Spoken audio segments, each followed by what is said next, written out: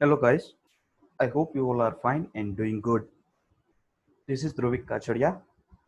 I am currently a student of ARI Academy, which is Automotive Research Association of India, and I'm pursuing my masters in automobile engineering with specialization in electric and hybrid vehicles. So this video is part of my online assignment in which I'll be taking a case study of electric vehicles. I'll be discussing various technical parameters, various technical things, and many more. So let's begin with the video. So the vehicle which you are seeing on the screen is Kia Niro EV. So which is a basically electric vehicle from Kia. So Kia is basically Korean brand and it has a presence across many nations worldwide. Now Niro was a conventional vehicle, but Kia decided to have an electric model or electric version of a Niro. So they started with hybrid models, plug-in hybrid, and in 2019 they came up with electric version of Niro. Uh, in 2020 also they launched a new upgraded version in July 2020. So we'll be discussing various features, parameters, and some uh, technical things about this vehicle. So first of all, it's a EV, electric vehicle.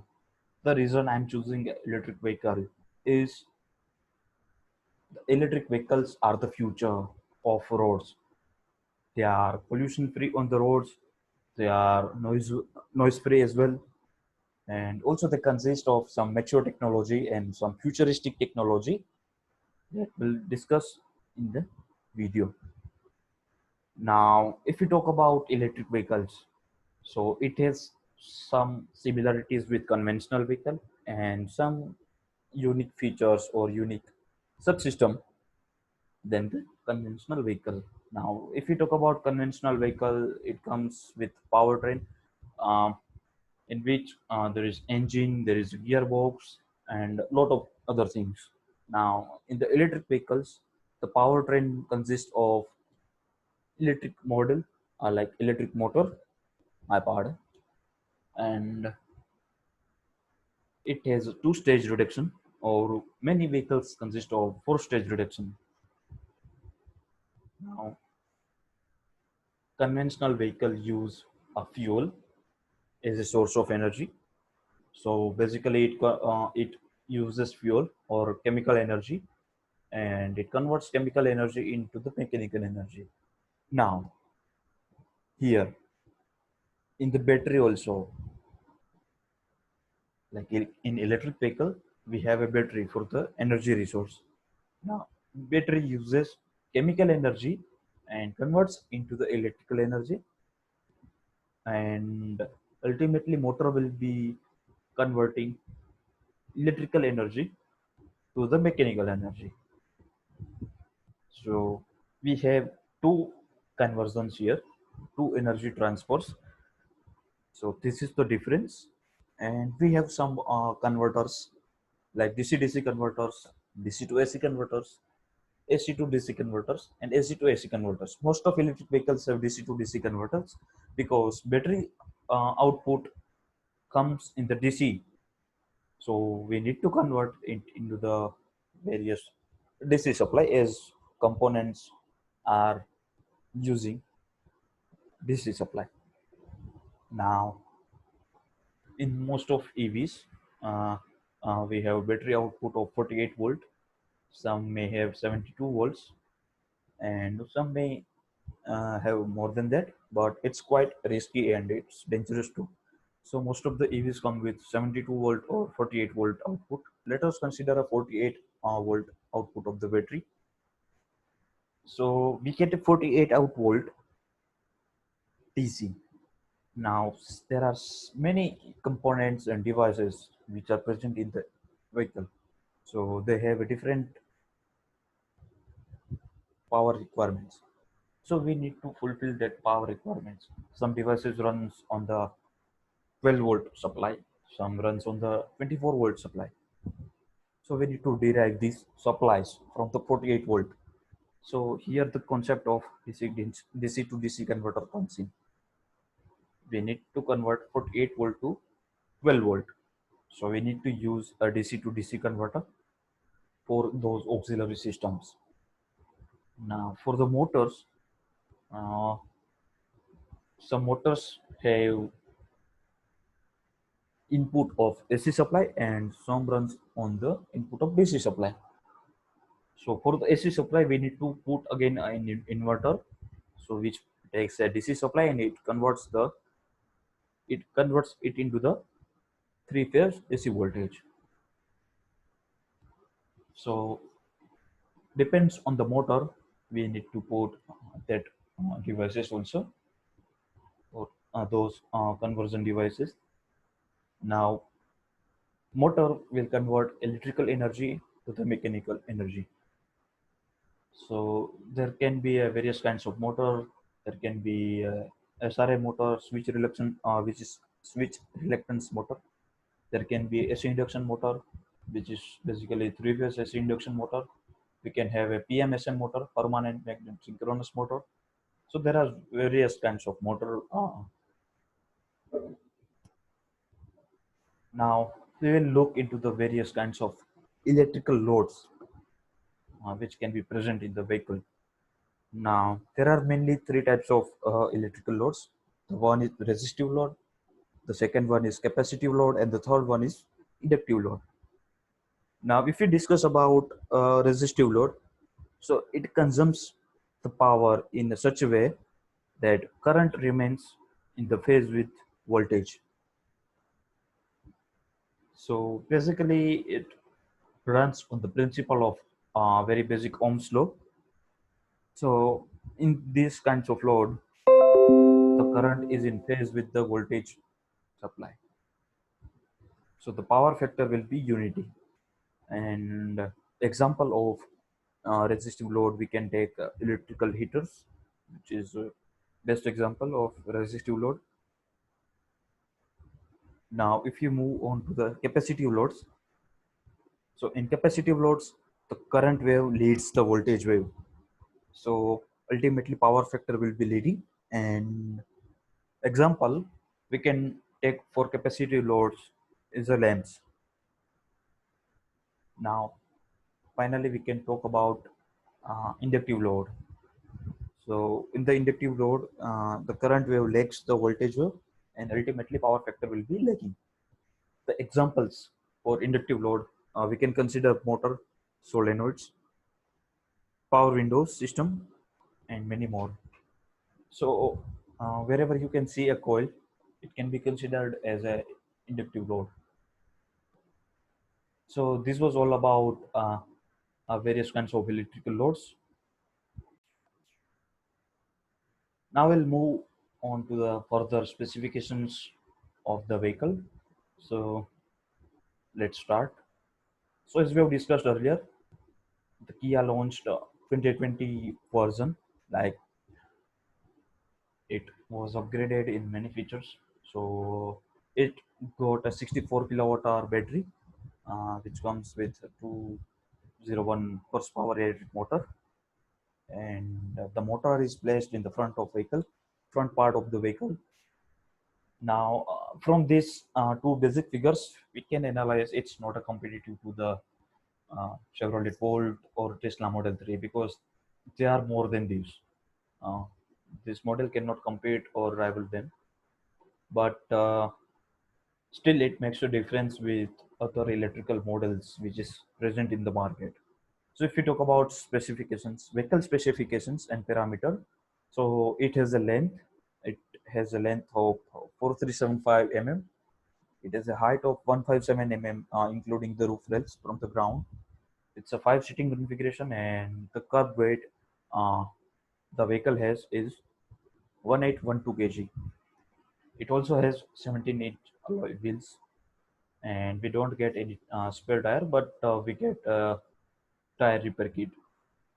Now we'll talk about electrical parameters and specifications. We discussed that it has a 64 kilowatt hour lithium ion battery. energy density of cell is 250 watt hour per kg. Now, for the 0 to 100 kilometer per hour speed, it takes 7.8 seconds to reach 100 kmph. And we get some more ranges and time span. So it has a charging options. We can charge it from AC power supply and DC power supply also. So we have an option for fast charging as well.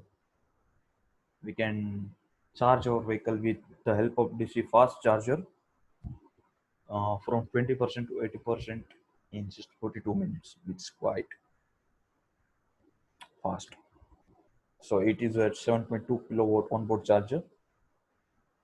Now move on to the powertrain and battery. So battery, we discussed that it's a lithium polymer battery, lithium ion polymer battery, and it's a liquid cooled. It is mounted on the floor, under the floor, so we can have a center of gravity as much as low for better stability and traction control.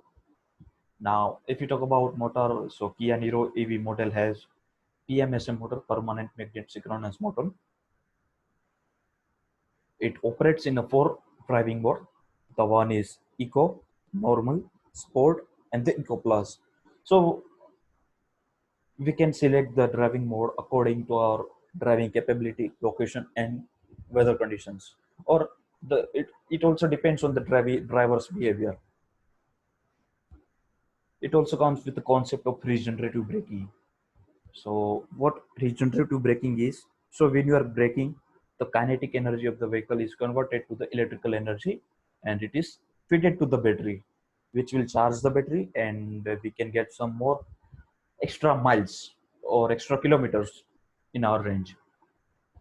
Now this regenerative braking operates in a three mode or three levels, depends on the aggressiveness of the braking.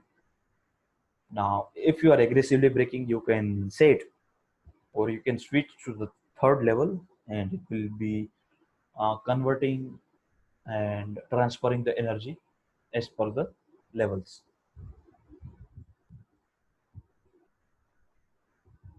The driving type is for four-wheel drive mode, and efficiency we get here is 14 kilowatt hour per 100 kilometer. So it's a kind of some technical parameters or electrical parameters. Now we can discuss about the charging. So we have option for home charging and the charging session as well. So regular wall plugs you can install at your home. So it's a basically AC charger, and for the public charging session you can get AC charging supply or DC fast charging supply as well. Now the charging port the Kia Niro EV uses is Type 2, which is an European standard. The port location on the vehicle is front middle, and we have a fast charging option also, that is 77 kilowatt DC. Now, if we talk about a charger, this is the plug and this is the socket, which will be present on the front middle of the vehicle. Now, here there are various charging facilities that you can charge with these kinds of supplies. One phase with a different rating and three phase with these two ratings. So this is the charging time. Uh, if you're not in hurry, you can charge at your convenience. So this is the charging curve of a battery SOC. We have a 50 kilowatt charger. So a yellow line indicates the SOC graph for 50 kilowatt charger, and the blue line indicates the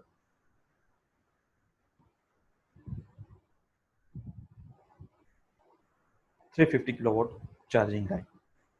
So this is the energy consumption based on different driving conditions, different weather. So you can see over here.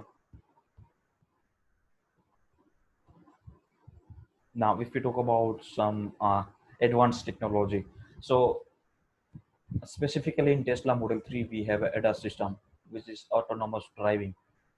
You don't need to drive the vehicle; vehicle will drive itself. But in the Kia Niro EV, it's not available. So it has a lane following assistance feature. So which will keep the vehicle in the lane, which will not allow to change the lane vehicle by itself. We have some more features. We have stability control, traction control, hill holder control. We get 10.25-inch infotainment screen with some great telematics, that is a wireless data link, Bluetooth, phone, calling feature, which is also a voice operated. We have navigation system with voice operated controls, moonroof, sunroof, which is one touch open close, and yeah, we have some light and window options. So this is smart regenerative braking, which you can select uh, the mode which we have discussed earlier, 0 to 3 levels based on your braking aggressiveness. Now let's talk about some more features about interior. So here we got a cluster. On the left hand side you can see the speedometer, and on the right hand side you can see the charging capacity, the miles left, and in the middle you can have a lane assisting feature, different driving modes, and other indications. Now in the infotainment system, it has a 10.25-inch screen, touch screen. So you can get weather conditions, you can get charging states, you can get nearby charging stations, you can navigate, and all the other kinds of feature. Now this is how the middle part of the Kia Niro EV looks like in the interior. You can select different driving modes and other controls, and yeah, we get some huge luggage space here. So if you want more luggage space, you can fold this uh, back seats, and you can have a more luggage space. These are all the interior features and luggage space. We got some really huge luggage space over here. You can see in the picture. This was all about interior and space. So there is one more picture of interior. You can see uh, it's, it looks quite dynamic, and the one who is driving will be really enjoying the drive. It will be a smooth and elegant. Now we can move to the costing details and other things. So which we also discuss pros and cons of this vehicle in the last. So if you talk about the pros, it has a really good range. Like it has a 455 kilometer of range on the Eco Plus mode, which is quite good and compared to other vehicles. Uh, we have some notification features if you are doing something wrong, or if there is something wrong with the systems, it will immediately notify you. It is also comfortable and practical to drive these vehicles. But if we talk about the cons, it's quite expensive. Uh, it's cost around 40,000 euros in the Europe, in the UK. So, and styling is not up to that level. So these are all the cons, but still, it's after all an electric vehicle. We can expect much more systems and much more facilities or technologies. So we can expect uh, some more upgrade versions of this model in coming years, and it can be available in Asia, China, and India. Like China and India, it can be available in 2021. Maybe it comes with upgraded features and some more parameters, some more good numbers. So this was all about my assignment, and I hope you guys have really enjoyed it. And this was all from my side. Thank you for listening me, and have a nice day. Take care.